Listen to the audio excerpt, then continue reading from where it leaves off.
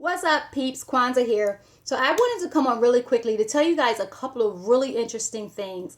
Well, not a couple of interesting things, just one interesting thing. One of the things I'm really excited about, and I think I mentioned it. Well, actually, I've never mentioned it, so this is the first heard. Shh, between you and me. So one of the things, why am I whispering? One of the things that I wanted to share with you guys is last Sunday I was watching one of my favorite things to do. Rewind. One of my favorite things to do is to watch YouTube videos. My husband can tell you I can be online for hours watching YouTube videos, everything from hair videos to interviews of different celebrities or just anything that catch my attention. And sometimes I find myself that I fell down a YouTube rabbit hole. So for instance, I could start off watching hair videos and before it's over, I'm like watching street rap. Like a street female rappers or something like in the park rapping and battling each other. It gets real crazy. How do I make that path? Only God knows, but that's kind of where I end up. So I was watching YouTube videos the other day and I came across this video with Dick Gregory. And it was Dick Gregory sitting on this stage and he was talking, just talking to this audience. You know, he's sitting on the stage just talking to this audience. And I thought, man, that's pretty cool. Why is he just talking? Like it was nothing planned. It didn't appear planned. It was just like he was up there just telling a story.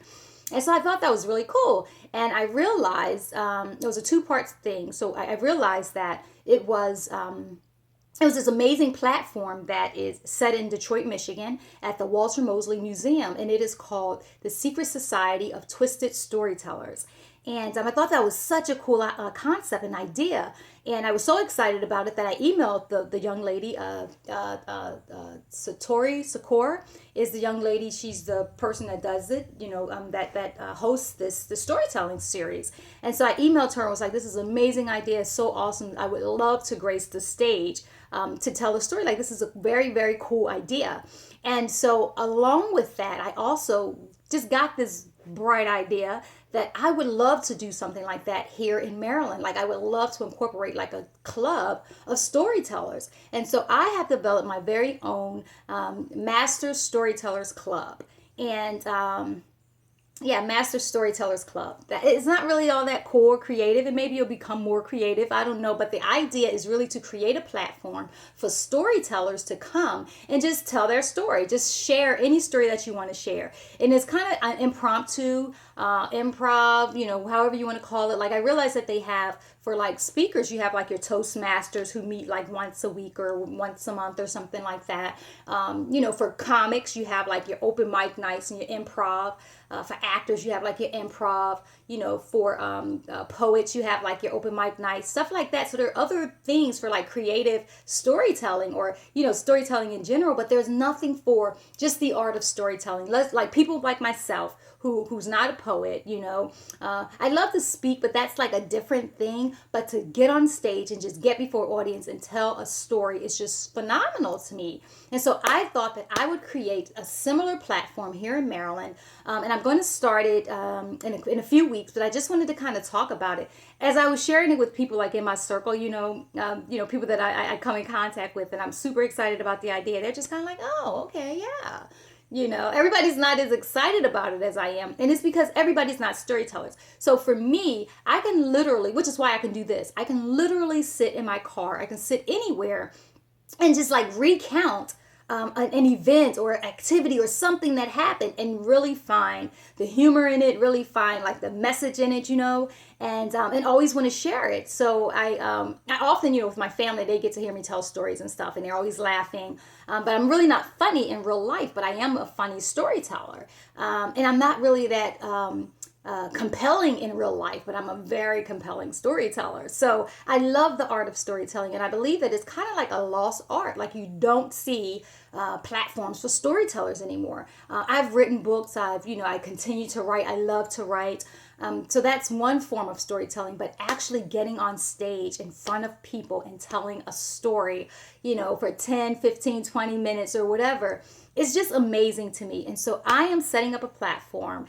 I think I'm going to host like the first meeting either at the end of September or early October. I'm still trying to decide because I still want to pull some things together and get some marketing out there and, get garnering interest and all. But the setup is going to be very cool. I want to, record the storytelling. I want to post it. I want to do a Facebook page. I want to do all of this stuff. And really it's to edify me and my storytelling, but to also connect other storytellers in the area connect us together so that we can just kind of, come together and vibe.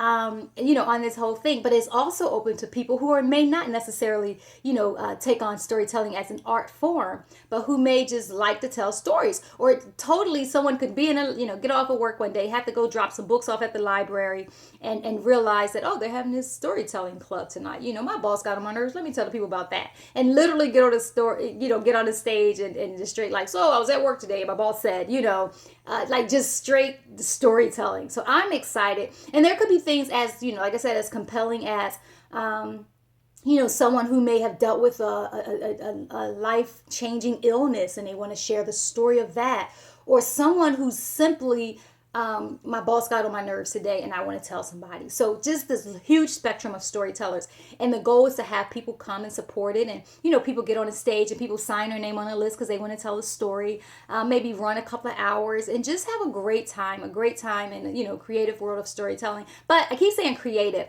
but the reality is these are real life stories. So this is like me telling my story. It's no creativity. It's nothing made up. It's all real. So that's something that's going to be coming soon. I'm excited about it. God is doing some awesome things. I thank God that my creative mind, that my creative energy is flowing freely. I thank God that there's so many opportunities for me to be creative and to do the things that I love and to engage with people in the things that I love. There's just a lot going on, a lot of great things going on. And I just wanted to come on real quick and just kind of dialogue and share it. And that's pretty much it. So until next time, blessings.